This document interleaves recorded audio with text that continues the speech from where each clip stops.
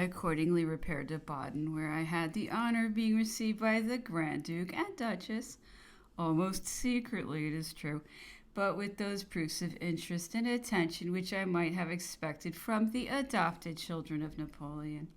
Their conduct was the more meritorious since there were among the individuals of their court and confidential officers certain inveterate enemies of the cause to which I had devoted myself, and who regarded as a kind of political scandal the great interest which the exalted couple evinced towards me.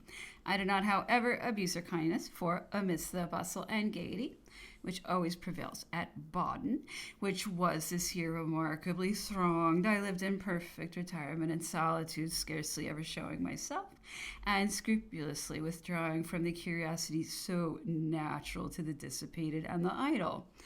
But this reserve and circumspection procured for me the honor of several interviews with the august individuals above alluded to, in which I enjoyed the inexpressible satisfaction of appreciating the full extent of their affectionate attachment, to whom I had devoted myself. One of these interviews, from the singular circumstances under which it took place, would form a good incident for a romance.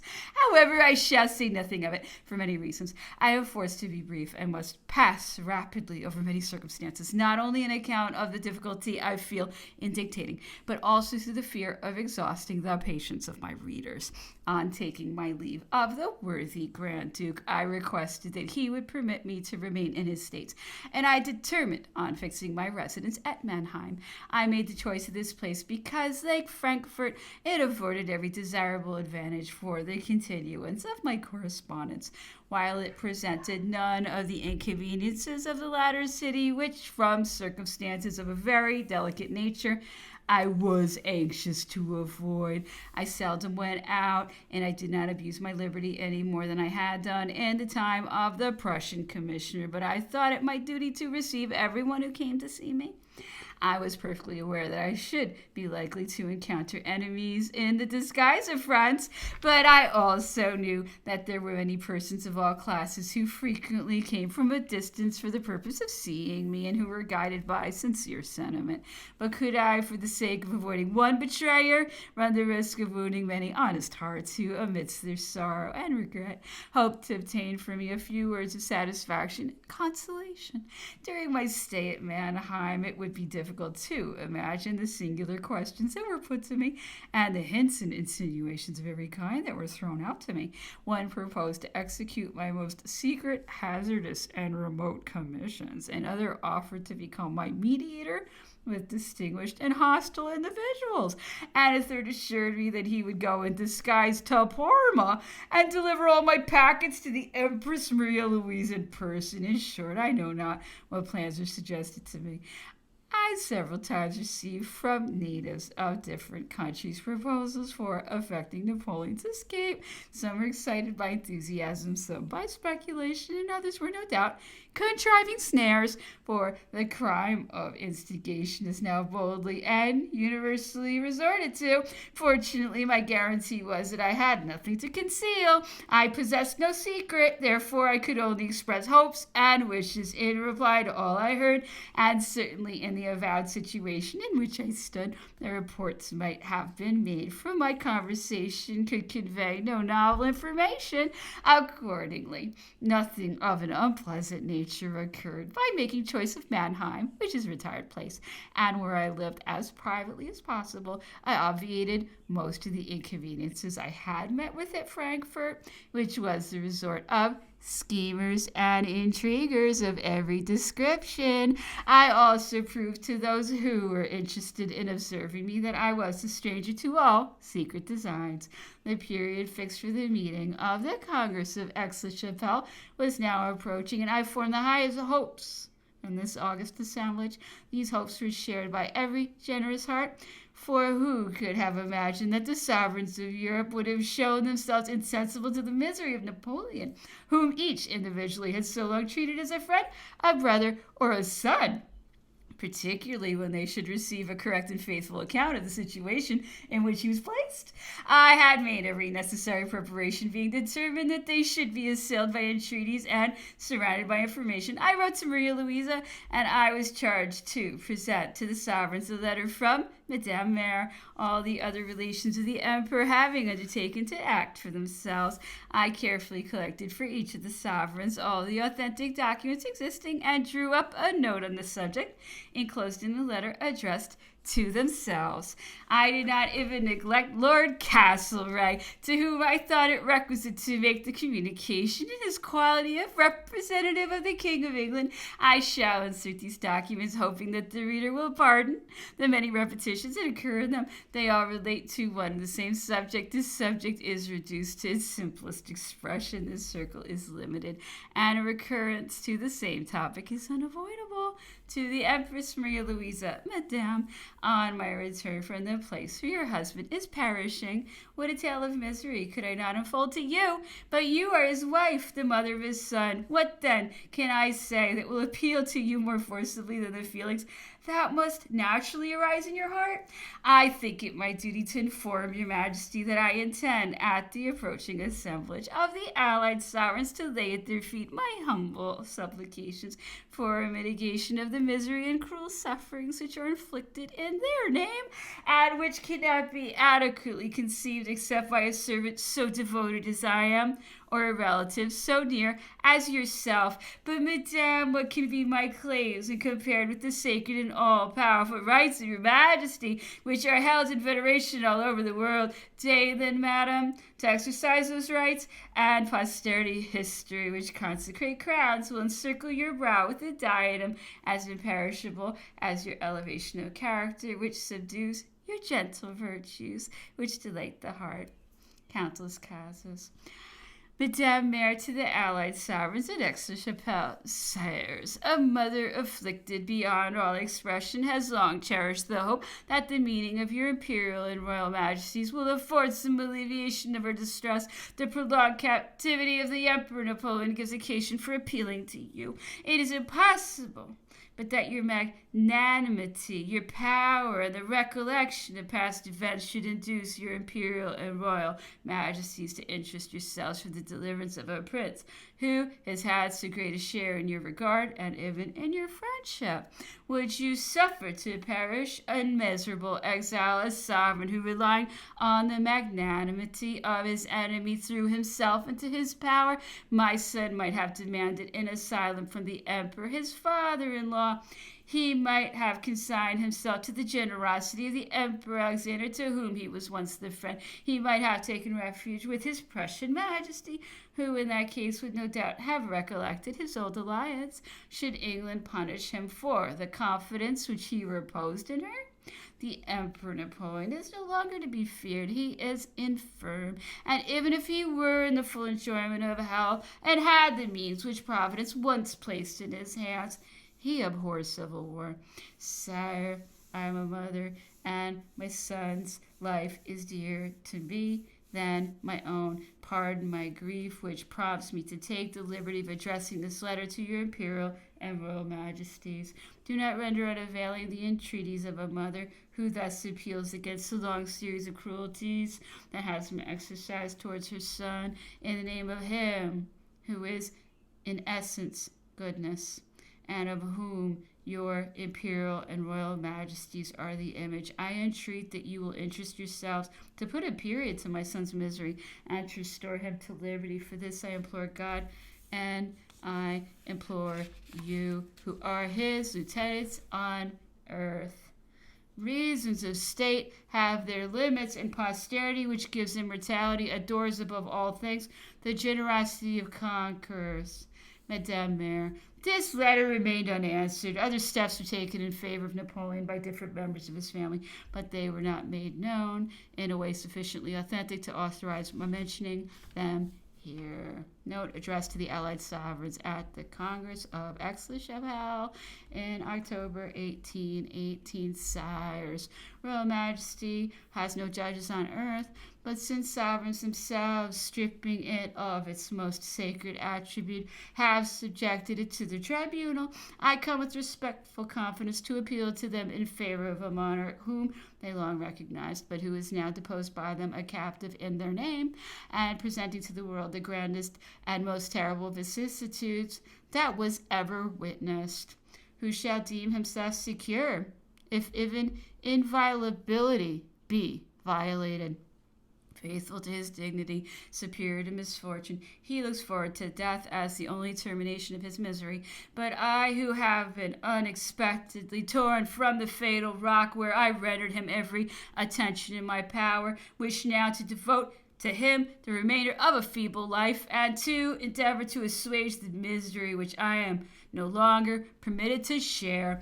I have taken upon myself the sacred mission in which I am now engaged. I have been prompted to do so by my tender devotedness to the person of the Emperor, by my private affection for him who was my sovereign. I am here a stranger to every political question. I have no other impulse, no other guide than that sacred morality which is alike respected by kings and subjects. It constitutes my strength, my right, and my excuse. Napoleon on his rock is a prey to torments and vexations of every kind. He is the victim of the ill treatment of men and the insalubrity of climate. These facts are now notorious to all and are sufficiently proved by authentic documents transmitted from the place itself, several of which I now presume to submit to the eyes of your majesties. If the law of war, if the law of nations have been transgressed for the peace of the world, as it is said, the law of humanity at least cannot be extinct. For the last 3 years, war has everywhere been succeeded by peace. Passions are calm. Nations and individuals are reconciled. The hostility of governments and parties is disarmed. The common law of nations has resumed its sway. One man alone is excluded from these benefits. He alone is still without the pale of human law. He is exiled to a barren rock, exposed to an unhealthy climate, doomed to the misery of a lingering death, and is the daily victim of hatred and insult. When will there be an end to this extraordinary persecution? If he be doomed to live, this extraordinary treatment is too cruel, and surely it is still more barbarous if he be doomed to die. What is his crime? By whom has he been tried? By what tribunal? Who are his judges? Where is the right to pronounce sentence on him? Will it be said that the only guarantee, the only security against him are imprisonment, chains, and death? Will it be said that his acts, his promises, and his oaths are not to be trusted? Will his return from the Isle of Elba be mentioned as an instance of his bad faith? But at Elba he was a sovereign. Engagements had been entered into with him and had not been kept. Now, by quitting the continent, he has resigned all sovereignty and declared his political career to be at an end. In case it's now entirely altered, if the sacrifice of his life can alone appease hatred and put a period to alarm, why not inflict death openly? These are his own words. A speedy death, though not more just, would have been more humane and less odious. It would be a favor. This is what he has himself repeatedly said and written. Who can deny the justice of the remark? What sufficient motives can still be maintained in justification of such intolerable treatment? Is it wished to punish his past invasions? But the invaded countries have forgotten their resentment in the triumph of victory, and they are now silent. Is it wished to make reprisals? But Napoleon was a conqueror, and did he act thus? What was his conduct at Austerlitz? at the bivouac of Moravia. At Vienna, Tilsit at the conferences of Dresden. Let him be viewed even in that circumstance in which history will have the most difficulty in defending him. Charles IV, when a captive in the hands of Napoleon, had his choice of residing either at Compiègne, Marseille, or Rome, always maintaining the dignity of a king. Ferdinand at Valence was surrounded by all the attention and respect he could wish. A prince who disputed the throne with the emperor fell into his hands. What use did Napoleon make of his victory? The immediate release of the prisoner attested to his magnanimity. And history will compare this act with the indignities that are heaped upon the emperor. Is it intended to renew for Napoleon the ostracism of the ancients? But the ancients, if they banished from among them the talents which they had reason to fear, did not sacrifice the victim. They did not transport him to another hemisphere, to a desert rock and a burning climate. They did not at least render nature chargeable with a crime which, in the present case, it would seem human hands dare not execute. Finally, it is feared that even the emperor's name would have too powerful an influence in Europe. May not his enemies defeat their own ends? Persecution always excites interest, always moves the great mass of people who are invariably generous. If it be wished to create partisans, it is sufficient to make martyrs. Where then is the necessity for these extraordinary and singular measures? Why thus violate at once the code of nations, the code of sovereigns, and the code of private men? Among civilized nations, fury is disarmed before a fallen enemy who is respected even among savages, particularly when he trusts to good faith. Why then persist in opposing the demands of humanity, justice, religion, morality, policy, and all the laws of civilization? Why not rather yield to the dictates of generosity, glory, and true interest? The examples of kings doomed to misery and death have always been condemned by history.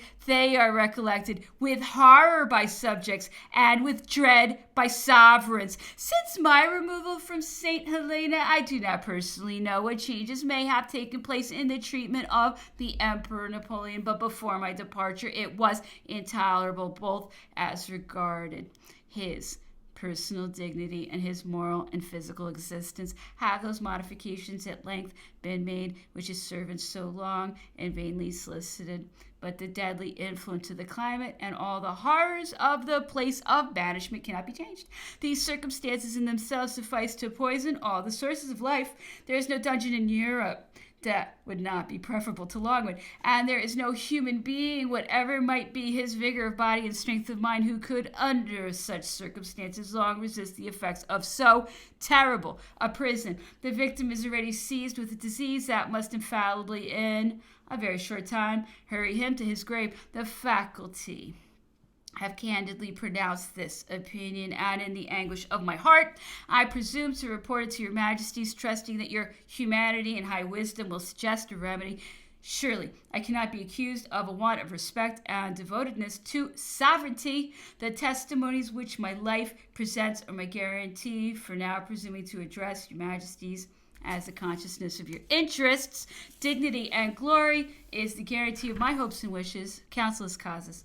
Letter to His Majesty the Emperor of Austria, enclosing the above note, addressed to the Emperor himself. Sire, on the 10th of February last, I presume to lay at your Majesty's feet the wishes and entreaties of a faithful servant in favor of his master. I hope your Majesty will forgive my perseverance, which may perhaps have the appearance of importunity. I now venture to lay before you another note in favor of him who was your brother and whom you made your son. I take the liberty of accompanying this note with some authentic documents. Sire, my hopes and my apology rest on the many excellent virtues for which your Majesty is distinguished. Europe acknowledges and proclaims you to be the most sincere, moral, humane, and religious of men, and yet it is in your name that the tortures of a lingering death are inflicted on him to whom you gave the hand of your beloved daughter, whom your own choice and religion have made your son. Ah, sire, tremble lest his blood-stained coat should be presented to you. And when the day of eternal judgment shall arrive, when the supreme judge of men and things, pronouncing his terrible decrees, shall ask, what have you done with your son? Why did you separate the husband from the wife? How durst you disunite those who had been joined and blessed in my name? I might award victory to whom I pleased, but none could take advantage of that victory to abuse my holy laws without incurring my anger. But, sire, I say no more. Perhaps I've already gone too far. I crave your majesty's forgiveness. These are the sentiments by which I am powerfully excited. These are the complaints that are torn from me by the murder of my master, which has been perpetuating before my eyes. Sire, on my knees, I implore your interference to prevent the crime of homicide. Be not deaf to my entreaties. Countless causes. Letter to Lord Castlereagh, with a copy of the note addressed to the Allied sovereigns. My lord, I have the honor to present to your lordship a copy of a note which I took the liberty of addressing to the Allied sovereigns. I am induced to transmit this note to you, my lord, on account of my profound respect for the august individual whom you represent, and the esteem I entertain for your lordship's personal talents. Whatever may be your opinions, my lord, respecting this note, perhaps even your objections to it, I am convinced your lordship has too much generosity to condemn wholly and without reserve a servant who is resolved until the latest moment of his existence to exert every effort for the relief and consolation of his sovereign. My lord, how great has been your influence on the destiny of that sovereign! How great may it yet be? Why cannot my voice reach your lordship's ear? In the anguish of my tedious solitude, I have frequently sought to discover the great motives which might have dictated your harsh and cruel determination. My mind dwells only on the interests of your country, the rigorous law of necessity, the conviction of the character and disposition of him at whom you aim the blow, and finally, the glory and responsibility of your ministerial situation. Has your lordship been able to combine together the whole of the contradictory circumstances? Have you exhausted every source of information? How I regret that the impaired state of my health and faculties does not permit me adequately to express my feelings and thoughts. They would perhaps make an impression on you, my lord. Perhaps many facts that I could relate would excite your astonishment and serious consideration. Countess causes. The period of the meeting of the Congress having arrived, I went to Frankfurt and happened to reach that place on the very day on which the Emperor Alexander made his entry. This was no doubt a very favorable opportunity to solicit the favor being presented to that sovereign, and his well-known affability, the facility with which he grants admission into his presence, and perhaps also the peculiar circumstances relating to me, were so many encouragements to the hope of easily obtaining an audience, and I was consequently strongly advised by everybody to attempt it. It was the surest way, they said, to accomplish the object I had in view, and I was much blamed for refusing to make the trial. But I had maturely weighed within my own breast the advantages and disadvantages of such a step, and I was far from sharing the general opinion as to the probability of its result. To what had I said to myself could such a high favor lead me? Could I expect to touch the heart of this sovereign by my eloquence? And if my words had produced some effect upon him as a man, was not the final decision to proceed from the concurrence of many others? And was I certain, in an interview of so little duration and of so much embarrassment, to speak with as much method and precision as I could write? Was it right for me to deliver to him, before the proper time had arrived, authentic documents which I intended only for the sovereigns assembled, as if it were an ordinary petition? And if the Emperor Alexander had happened to express himself in my presence respecting the Emperor Napoleon in terms which I could not but have contradicted, as it was but too probable that he would express himself, might it not turn out that I had irritated and indisposed him instead of conciliating him? This latter consideration had chiefly led to my determination not to seek for an audience which presented so many objections and only afforded one single advantage, and that one that was personal to me, viz. The signal favor of seeing the first of monarchs and of conversing with him of whom Napoleon has said in his rock, if I die here, he will be my heir in Europe. Besides, the Emperor Alexander knew that I was at Frankfurt. I was told that he had mentioned it in one of his circles, and I was almost certain that he had been spoken to about me. The circumstance from which I obtained this information is singular enough to be mentioned here. My room at the hotel where I had alighted happened to be next to that of one of his generals, who possessed his intimate confidence and who was admitted into his presence at all times. The second or third evening after my arrival, the master of the hotel came into my room to inform me that the general was ready to receive me, and that he would have much pleasure in granting me the interview which I had asked for. In the first moment of surprise, my immediate answer was to bid him go and say that it was a mistake, but suddenly reflected that this was perhaps a fortunate circumstance brought about by the intervention of Providence. I ran after the man who was already delivering his message and explained myself from the door of the apartment that there was probably some error, since I had not the honor of asking such a favor, upon which the general ran towards me as if to detain me, and, dismissing his aide-de-camp, said to me with an air of affability and politeness that whether it was through mistake or not, he should be happy to avail himself of this opportunity to become acquainted and have some conversation with me. And we then had a very long conversation together, and, as it will be easily believed, wholly relating to St. Helena. I had only come to Frankfurt to deposit in due form all my documents in the respective legations, and that done, I returned immediately to Mannheim in order to escape from the bustle and the intrigues of Frankfurt. Several persons came thither and offered to serve me at the Congress, assuring me that their services might be of very great importance, and proposing to become very zealous agents in my affair. For this assistance I should, of course, have been obliged to pay very largely, and it has been seen that I had scarcely wherewith to supply the first wants of him, for the uncertain interests of whom large sums were demanded of me during the sitting of the Congress, and whilst I was waiting in the hope of a favorable decision from the sovereigns, I was destined to receive, even in my solitude at Mannheim, fresh proofs of the perverseness of Sir Hudson Lowe and of the ill treatment which he continued to inflict upon his victims. An unfortunate gunner of an East India man found me out at Mannheim, and about the same time I received a large packet from General Bertrand.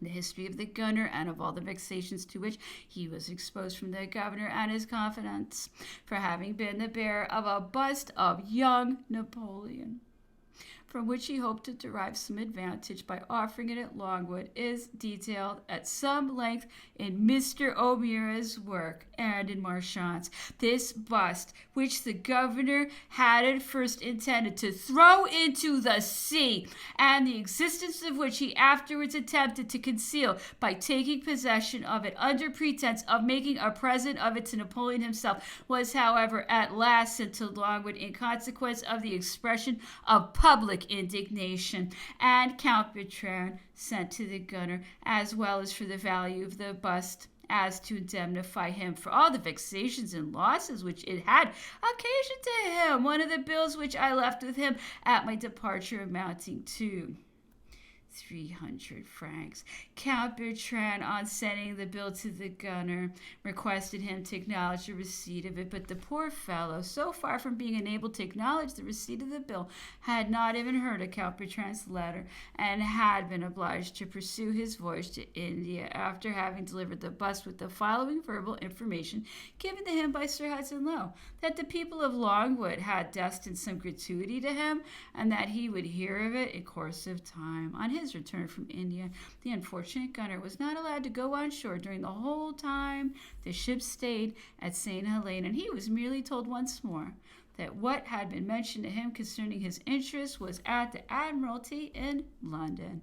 When he reached England, he at last, upon inquiry, got the bill, and it was the first time he had heard of it, but upwards of 18 months had elapsed, and the persons on whom it was drawn no longer had the necessary funds, and he was obliged to leave London with the melancholy persuasion that he had lost both his bust and his money. This Gunnar was an inhabitant of Dalmatia and was going through Germany on his return home by way of Trieste. When he learned by the greatest chance in the world at Frankfurt that he should fight at Mannheim the jar of the bill which he held, he therefore came to me, and his joy was as lively as his imprecations against Sir Hudson Lowe were abundant on receiving that sum which, as he said, was a little fortune for him and would render him happy for the remainder of his life.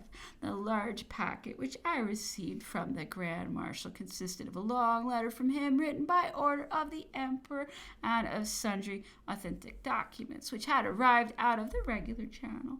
But to my great surprise, the very day when I received that letter, I read its contents in the Netherland newspapers as extracted and retranslated from the English papers. Guessing what had been the intentions of Longwood, I nevertheless sent an official copy of that letter to Lord Liverpool, as will be seen presently. I insert here all those documents because Count Bertrand's letter, giving a rather detailed account of the ill treatment which the Emperor experienced since the moment I had left him, lays before the reader a further period of 18 months of the history of Longwood. Some of these documents, besides have postscripts in Napoleon's own handwriting, and are too remarkable to be left unnoticed.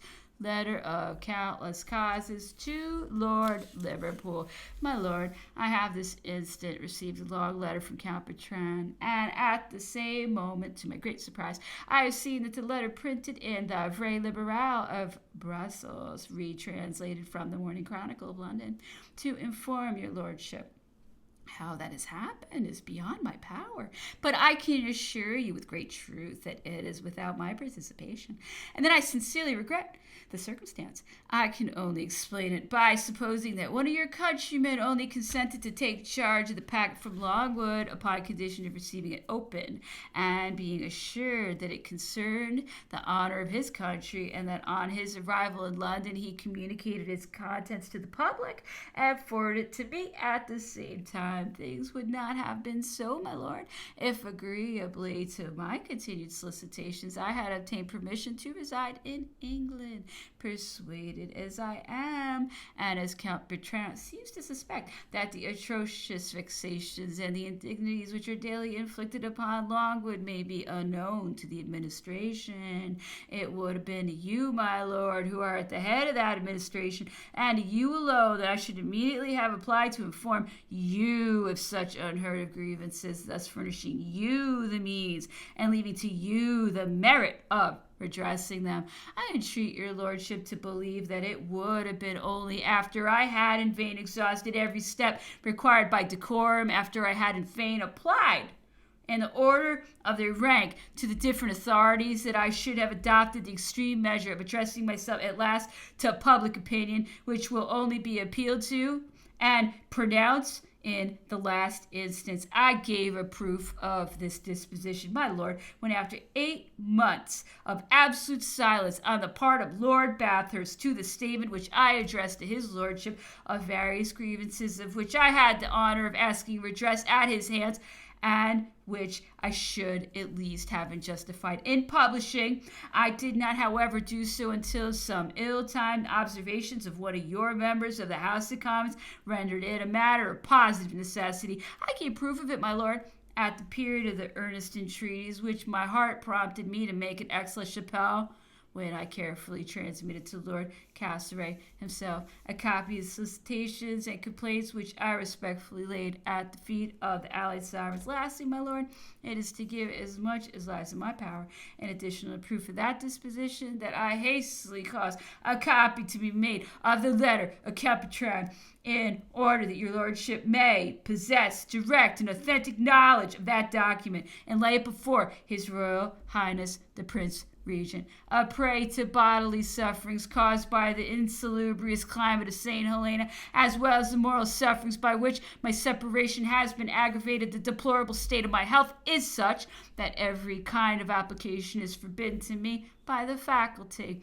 I cannot therefore add anything to the letter of which I have the honor of addressing you a copy. Besides, what commentary could equal the bare recital of the facts which it contains? I have the honor to be, with the highest consideration,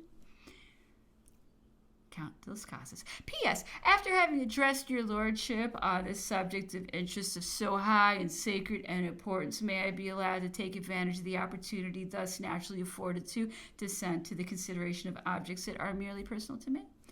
Am I not to expect any redress or to obtain any answer concerning the numerous grievances of which I have complained? Am I above all to continue to be deprived of the papers which have now been detained at St. Helena for 2 years, notwithstanding the many protestations which I made to Sir Hudson-Lowe himself, notwithstanding the letter which I had the honor of addressing to His Royal Highness the Prince Regent on that subject from the Cape of Good Hope, the letter which I wrote to one of your colleagues from the same place and on the same subject, and lastly, notwithstanding the letter which I addressed to Lord Bathurst from Frankfurt? Can this obstinate, absolute silence to demands so just and so often reiterated be intended as a formal denial of justice? I cannot believe it, my lord. I know the power and superiority of your laws, and the respect which every Englishman is bound to show to them, whatever his rank or situation in life might be, and I must therefore suppose that the fault arises with me, who, not knowing how to act, transgress in all probability the established rules and formalities. But in that case, my lord, would it not be proper, just and considerate to inform me of those rules, or even to supply the non-observance of them? My lord, I demand that favor of your generosity. Those papers which I allowed Sir Hudson-Lowe to peruse at the time are, from their nature, entirely foreign to the object of the custody of your prisoner. They cannot be of any importance to you in that point of view, and in me they are dear and invaluable beyond all expression. Letter from Count Bertrand to Count de las Casas. My dear Las Casas, I received on the 7th of June the letter which you did me the honor to write to me on the 15th of January last. I have since then received on the 13th of this month your letters of the 15th February, 15th March, and 15th April, the contents of which I have communicated to the Emperor, and which have determined him to desire me to write to you. I received 4 months ago a box of books and pamphlets addressed to me by Mr. Gilbert, and since then a very obliging offer to send a picture which was in the room at St. Cloud on the subject of little Napoleon's christening. Mr. Henry Goulburn has been kind enough to bargain with the owner of the picture for its purchase and to get the price reduced to half the original demand. It has not, however, been thought proper to answer that offer, because it has seemed to form so strange a contract with what takes place here that it has been looked upon as a measure connected with parliamentary discussions, something like those relative to the wooden house. I have been much struck by the polite behavior observed towards you, and by all you tell me in your last letter. Can it be that the horrible vexations that we are made to experience are not sanctioned by the English government, and that the Emperor is dying here a victim of the individual hatred of the governor? Governments and princes may be so easily deceived that I write this letter under strong feelings of doubt on the subject. Things are much altered since your departure in 1817, and in this year 1818 the vexations to which the Emperor has been exposed are such that they must be considered as an attempt against his life. You will judge by the detail. You must have read in the papers of March some observations upon the speech of Lord Bathurst, but things have grown considerably worse since then, and the hatred of the governor of this island has known no bounds. When you left us, the Emperor had renounced riding in order to avoid the snares laid for him and the affronts intended for him by causing him to be insulted by the sentries. He has since been obliged to give up walking in order to avoid the same inconveniences. During the months of March and April, the Emperor went out sometimes to call upon my wife, and sometimes he would sit upon a certain bench, which you know, about 50 paces from the house, and where he would stop an hour But means have been found to prevent him from doing that and to oblige him to confine himself strictly to the house.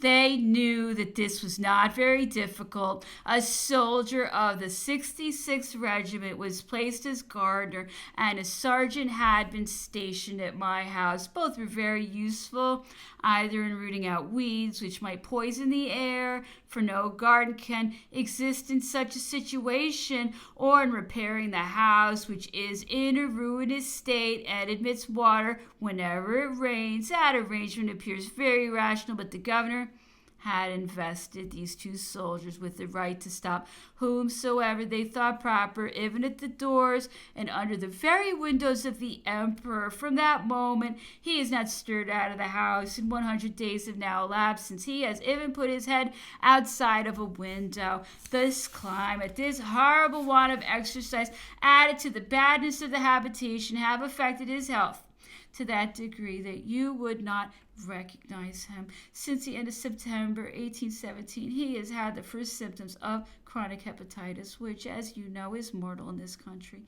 He had to attend on him the very worthy O'Meara, in whom you know he has confidence. But in the month of April, at the moment when he was most in want of his cares, Sir Hudson Lowe obliged him to tender his resignation, wishing to force the emperor to have Baxter, whom you also know. The emperor has refused to see any doctor from the 10th of April to the 10th of May. He had none. At last the Russian and Austrian commissioners, indignant at this treatment, informed the governor that if the emperor were to die under these circumstances, they themselves should not know what to say, should an opinion prevail in Europe that he had been murdered. This seems to have determined the governor to reinstate the doctor, but he has subjected him to every species of ill treatment. He attempted to get him expelled from the mess of the 66th Regiment, and as his brave officers refused to share in so arbitrary an act, he himself caused an order to be given to the doctor through the colonel to cease to dine with the officers of the 66th. He has written to London, and it is probable that O'Meara will be sent away. The emperor will not, however, receive any other doctor, and if the Prince Regent or Lord Liverpool do not take cognizance of the fact, he will die here of his disease, deprived of even the assistance of his physician. The emperor has, however, been very ill for the last 2 months. He rises at 11 o'clock in the morning and goes to bed again at 2 p.m. A few days ago, he experienced a very violent crisis produced by the mercury, which Dr. O'Meara administered to him for a pain in the liver. Dr. O'Meara was alarmed at his responsibility and proposed to me to send for Mr. Baxter and the surgeon of the Conqueror. They are the first two medical men here. You know the dislike which the emperor had to Mr. Baxter, founded upon his having been formerly staff surgeon of the Italian division commanded by Sir Hudson Lowe. That dislike has much increased since, in consequence of his having lent himself from October 1817 to March 1818 to the production of bulletins filled with falsehoods, and which have deceived his government and all Europe. But the emperor did not see any inconvenience in O'Meara's calling in Mr. Stokoe, although he did not much like it, and that gentleman consequently came to Longwood at 3 o'clock in the afternoon of the same day, but would not go into the emperor's apartment, fearing lest he should compromise his responsibility and lose his situation obtained after 40 years' service. That appeared to me so extraordinary that I would not believe it. I therefore spoke to him, and he expressed his regret at not being able to comply with our wishes, for he is a very respectable man. His refusal is, however, easily explained. It proceeded from a hint that had been given to him in the same manner as had been done to Cole, the banker, whom you know. After some money matters to settle with him, I sent for him, but on arriving at my house, he declared that he could not speak to me but in presence of the officer on duty, because he should be ruined if he did. Of course I refused. The same thing happened a few days since with Mr. Fowler, arrived from England, with whom I had an account to settle of a few £100 for clothes ordered in London. It is true that you are not acquainted with the situation in which we are now placed, and which cannot be compared to what it was in your time. It was even then sufficiently unpleasant, and knowing the emperor as you do, you ought to have strenuously opposed the idea of any member of his family coming out here. The spectacle of the humiliations, the vexations, and the hatred to which he is exposed would be altogether unbearable for him if his mother or any of his brothers were to share in it. Even so, Count Monstreuse and myself, who are now the only two with him, he has often said that he wished us to quit St. Helena to free ourselves from such a treatment and to leave him alone, and that his agony would be less bitter if he did not see us share in it. You know that the officers had long since discontinued to come to my house, but when we met them on the road, they would very politely stop and speak to my wife. This has now been forbidden to them, not in writing, it is true, but by hints, so that it has often happened that when they have seen us at a distance, they've gone out of the road. Things have come to such a pass that our dirty linen remains several days to be examined by the captain on duty, and sometimes by the staff, a most indecent proceeding and most dishonorable for them, but the object of which is to degrade and insult us. In the month of June 1816, a store ship brought out a marble bust of young Napoleon. Sir Hudson Lowe ordered the bust to be thrown into the sea. This he has since denied, but we have the fact judiciously attended, for the act disgusted Lady Malcolm, who was still at St. Helena, as well as all the captains of store ships that were on the island. Since that time, in February last, the Cambridge store ship brought out 2 prints of young Napoleon, which had been bought in London. Sir Hudson Lowe purchased them under pretense of presenting them to the father, and when the officers heard a month afterwards that it was, on the contrary, to keep them from him, they could not contain their indignation that an Englishman could have been guilty of such conduct. The British government cannot be ignorant of all these proceedings if what the Emperor said here to Lord Amherst has been repeated in London. If Captain Poppleton, whom you know, and who was the officer on duty during 2 years, has been questioned, if Colonel Nichols of the 66th Regiment and Colonel Fearson of the 53rd Regiment have been questioned, as well as many others, it must be known to what unworthy treatment we are exposed here. If there be in Europe some enemies of the governor or the Emperor who would have approved the conduct of the British government if they had taken away Napoleon's life openly and publicly on board of the Bellerophon, there is not one who will not someday cover with imprecations and opprobrium and disown those who adopt such cowardly means to attain that end. How are we to reconcile all this with all you write to me? Perhaps by the supposition of a correspondence filled with falsehoods and artfully managed. However, we on our side have for the last 2 years complained openly and loudly, and the criminal conduct pursued here must be known in London. You will be surprised to hear me speak of the French, Austrian, and Russian commissioners who are here. We never saw them during the time you were with us, and to this day they have not yet seen the Emperor, nor called upon us, but we have frequently met them on the roads within our limits, which is a way of seeing each other sufficiently ridiculous. Though the Emperor does not acknowledge them as commissioners, he has never refused to receive them as strangers. With respect to the governor, the Emperor has not seen him since the month of April 1816. You are aware of the reasons which induced him not to receive him after the insults which the governor had offered him. This being the case, if Sir Hudson Lowe seeks to be revenged, such a proceeding, though inconsistent with a generous mind, can easily be explained. But how can government have continued during 2 years to repose its confidence in a man who has so strangely abused it?